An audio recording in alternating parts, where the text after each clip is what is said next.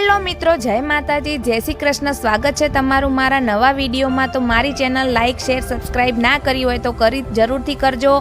અને આજે હું બનાવવાની છું વધેલી ખીચડી। રાતની જે વધેલી ખીચડી હોય એના થેપલા અથવા પરોઠા। જો તમે સવારમાં નાસ્તો કરવાના શોખીન હોય તો તમે જો સવારે આ રીતે પરોઠા ખીચડીના બનાવશો તો ઘરના તો ખુશ થઈ જશે, પણ તમે પણ ખુશ થઈ જશો અને 5 જ મિનિટની અંદર બની જશે।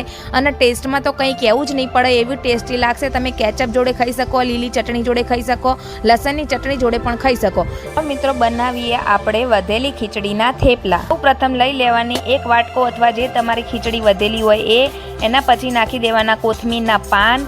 કોથમીરના પાન નાખી દીધા પછી એમાં ઝીણી સમારેલી ડુંગળી નાખવાની, જેથી તમે વણવા જાઓ સાવ ઝીણી સમારવાની, એટલે વણીએ ને એટલે પરોઠામાં અંદર વચ્ચે આવે નહીં। અને પછી મીઠા લીમડો, લસણ, મરચાં, આદું હોય તો આદું નાખી દેવાનું। એના પછી આપણે બધા બેઝિક મસાલા જેમ કે મરચું, મીઠું, ધાણા જીરું, હળદર, તમે તલ પણ નાખી શકો, તલ નાખશો તો પણ મજા આવશે।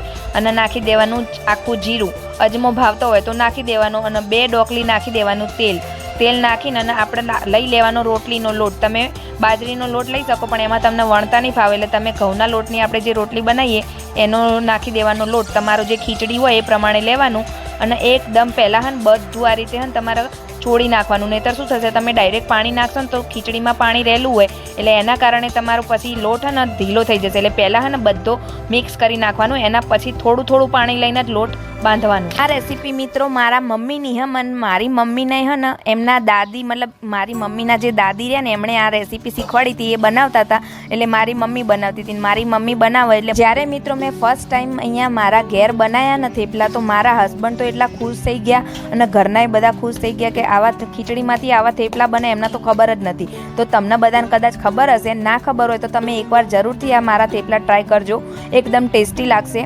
તો જો આ રીતે એનો લોટ થોડું પાણી નાખવાનું મિત્રો, બહુ પાણી નાખવાનું નહીં એકદમ, પહેલાં લોટ મિક્સ કરી નાખવાનો ને એના પછી થોડું પાણી લઈને અને થોડો કાઠો નહીં, થોડો ઢીલો નહીં એવો લોટ રાખવાનો। એટલે તમે રોટલીનો લોટ નાખશો ને એટલે પરાઠા એકદમ મસ્ત વણાશે। અને આવી રીતના ગોળ પરાઠા વણવા હોય તો ગોળ, અને તમે ત્રિકોણ વણવા હોય તો ત્રિકોણ પણ તમે વણી શકો। અને બંને બાજુથી એને તેલ નાખીને અને મસ્ત થેપલા ચડાવીએ એ રીતે ઉપરથી થોડું ધીમા તાપે કરશો એટલે ઉપરથી થોડા ક્રિસ્પી અને અંદરથી એકદમ સોફ્ટ થશે। સોફ્ટ એટલે તો એટલા સોફ્ટ થશે ને કે આમ તમારા મોઢામાં નાખ્યા ભેગા ઉતરી જાય એટલા। એટલે આ રીતે બંને બાજુ થોડું તેલ નાખીને અને ચડવી દેવાના। તમને મારા વિડીયો કેવા લાગે તમે કોમેન્ટ કરીને જરૂરથી કહેજો। હું અત્યાર સુધી શોર્ટ્સ વિડીયો વધારે નાખતી હતી, પણ હવે લોંગ વિડીયો પણ લાવતી રહીશ।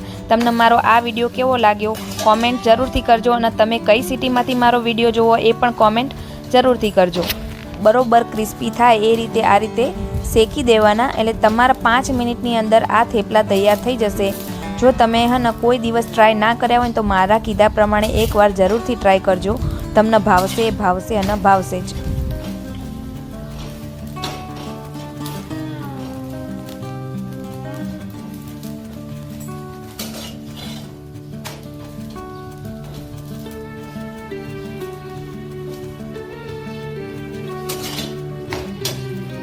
મિત્રો તૈયાર થઈ ગયા છે આપણા થેપલા અથવા પરોઠા।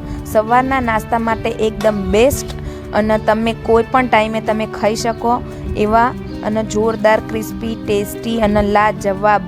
તમે લસણની ચટણી જોડે પણ સર્વ કરી શકો, તમે કેચઅપ જોડે પણ સર્વ કરી શકો, ચા જોડે પણ મજા આવશે તમને ખાવાની, કેમ કે આપણે તો રહ્યા ગુજરાતી એટલે એમને તો ચા વગર ચાલે નહીં। ચા જોડે પણ એકદમ ટેસ્ટી લાગશે। તમે જોઈ શકો છો વિડીયોમાં એકદમ સોફ્ટ અને મસ્ત થેપલા તૈયાર થઈ ગયા હોય તો તમે પણ ટ્રાય કરજો। અને મારા વિડીયો ગમે તો લાઈક કરતા જજો મિત્રો। Bye bye.